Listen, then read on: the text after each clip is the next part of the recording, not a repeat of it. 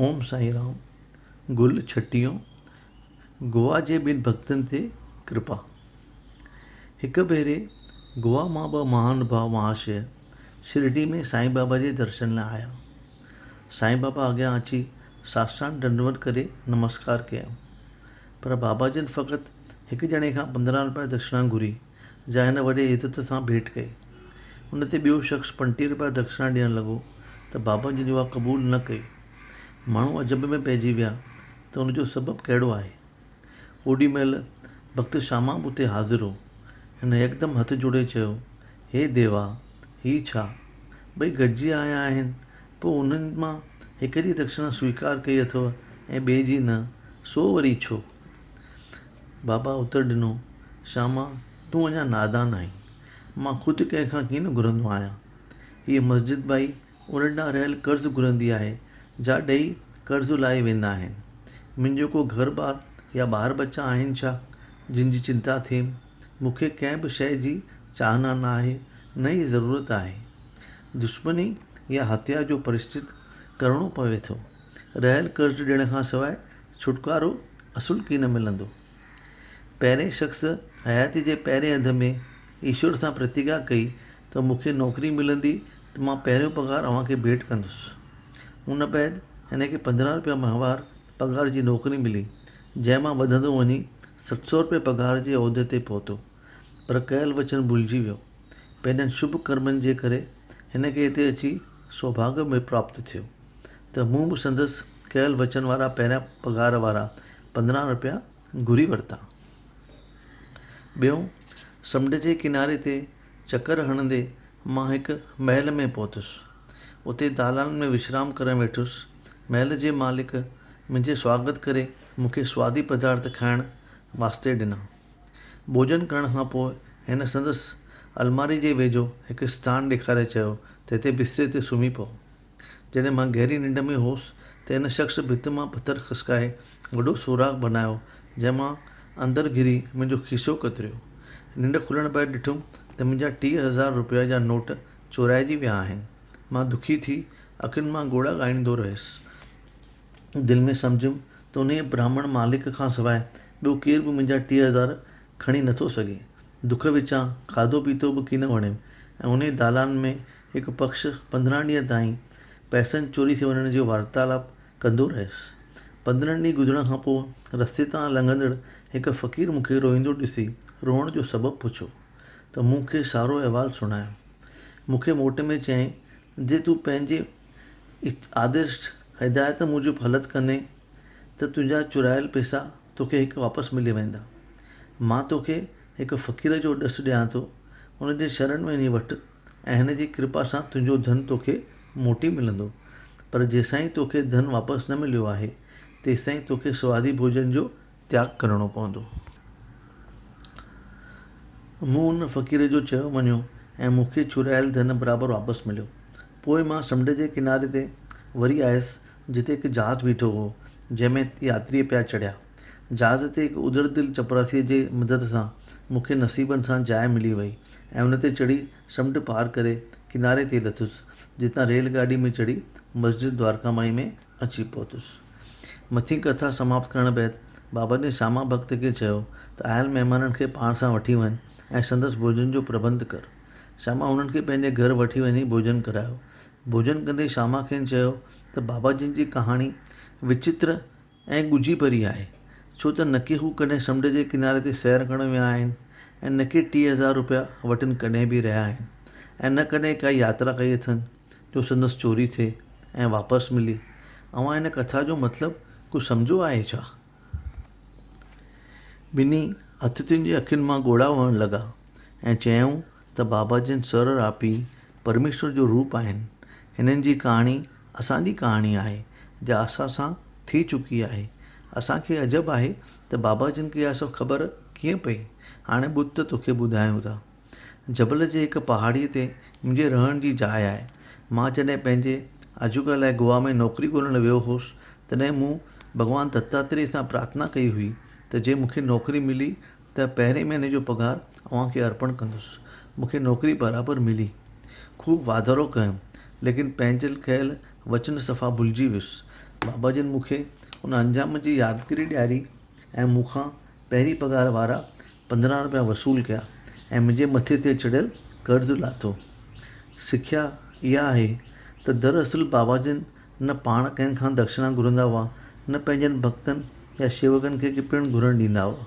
छो त बाबा जिन चवंदा आहिनि त माया, धन या सोन आत्मिक वाधारे करण में हिकु वॾी रंडक ऐं रुकावट आहे ऐं सभिनी खे ख़बरदार कंदा रहंदा हुआ त कंचन या कामनी खां पाण खे बिल्कुलु बचाईंदा रहिजो।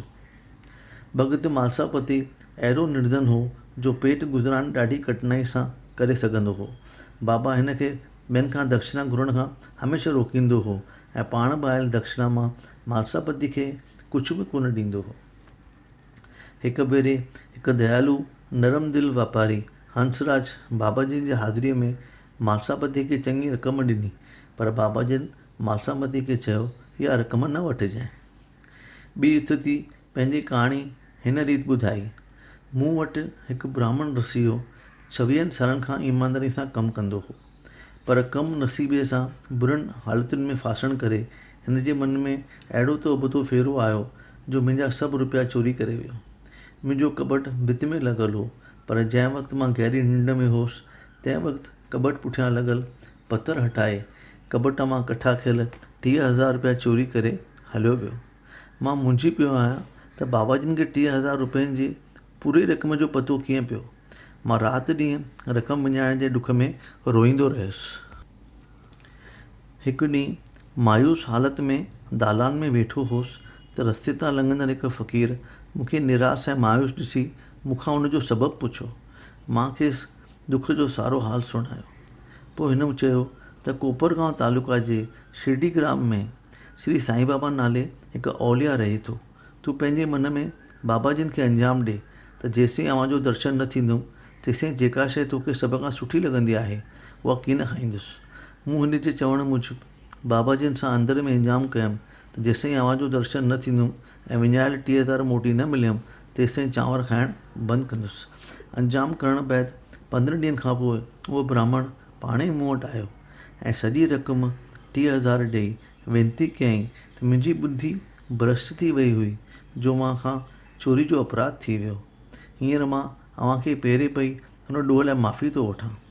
ईअं इहो किसो ठही पियो, पर जंहिं फ़क़ीर मूंसां पाणे ई अची ॻाल्हायो ऐं मदद कई उहो फ़क़ीर मूं वरी कोन ॾिठो, पर संदसि चवण मूजिबि शिरडी में रहंदड़ अवलिया जो दर्शन करण जी ॾाढी उकेर हुअमि। मूं सोचियुमि त उहो फ़क़ीर साईं बाबा खां सवाइ ॿियो कोन थी सघंदो जंहिं मूंखे कृपा करे दर्शन ॾिनो ऐं सहायता कई। उन्हीअ खे 50 रुपयनि जी लालच भला कीअं थींदी। चोरायल रक़म मोटी मिलण ते मूंखे अहिड़ी त ख़ुशी थी जो उन ख़ुशीअ जे अंध विचां मां पंहिंजो कयल वचन भुलिजी वियुसि। कोलंबे में हिकु राति जो जॾहिं साईं बाबा खे सुपिने में ॾिठुमि तॾहिं पंहिंजे कयल वचन जी यादगिरी आयमि। कोलंबे मां गोवा आयुसि ऐं हुतां जहाज़ में चढ़ी बम्बई अचण जो इरादो कयुमि, पर जहाज़ में माण्हुनि जी तमामु घणी भीड़ हुई। जहाज़ जे कैप्टन त मूंखे जहाज़ ते चाढ़णु कोन ॾिनो, पर हिकु बिल्कुलु अणवाक़िफ़ चपरासी जे चवण ते हिन मूंखे जहाज़ ते चाढ़ण जी मोकल ॾिनी ऐं मां बम्बई अची पहुतुसि, जितां रेलगाॾी में चढ़ी हिते अची पहुतुसि। हींअर त मूंखे बाबा जिन जी सर्वज्ञता अंतरात्मा जी का बि शंका कोन्हे। मुंहिंजा भाग केॾा न सुठा चइबा जो बाबा जिन मुंहिंजी चोरायल रक़म मूंखे वापसि बि ॾियारी ऐं हिते शिरडीअ में पिणु छिके करे वठी आया। अमी शिरडी वासी असां खां 100 दफ़ा वधीक श्रेष्ठ ऐं भाग्यशाली आहियो जो बाबा सां गॾिजी रहो, खिलो ऐं ॻाल्हायो था ऐं बाबा जी जो मधुर वार्तालाप ऐं भाषण वग़ैरह ॿुधंदा रहियो था। इहो सभु अव्हां जे शुभ संस्कारनि जो ई प्रभाव आहे जो अव्हीं पिणु बाबा जिन जे छिक ते खिचिजी आया आहियो।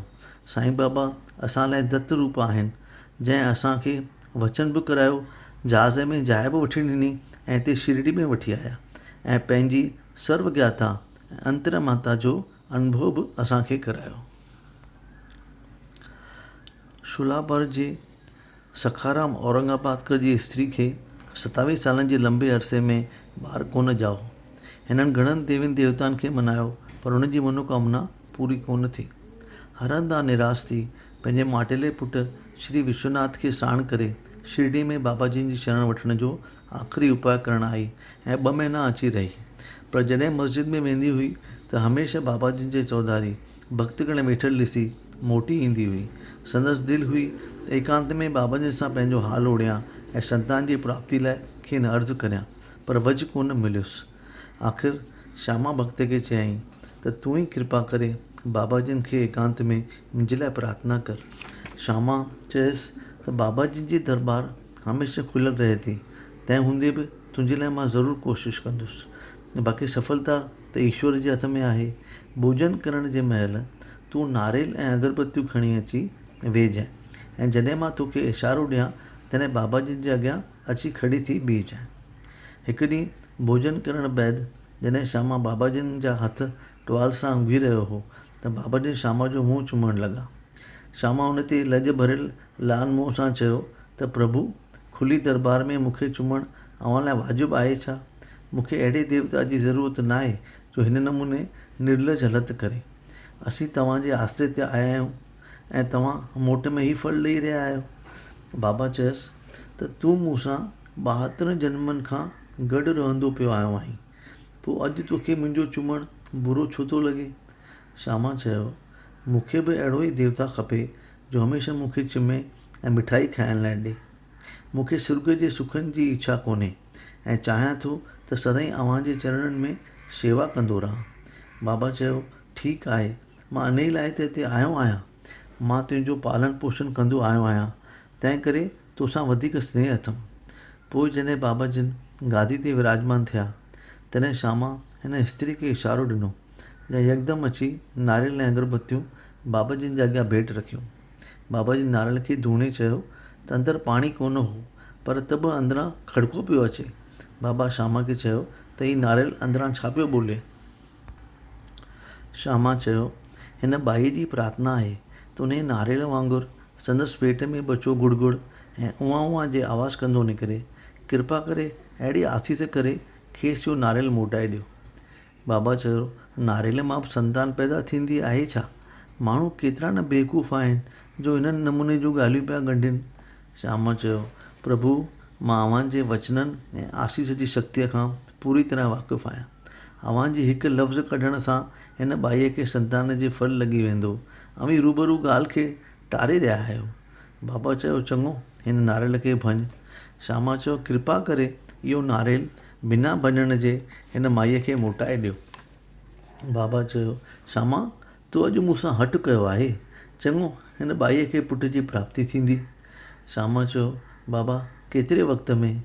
बाबा चयो, 12 महीननि में। हाणे नारेल खे भञी उनखे 2 टुकर कर। हिकु टुकुर असीं ॿई था खाऊं ऐं ॿियो हिन टुकड़ो माईअ खे ॾे।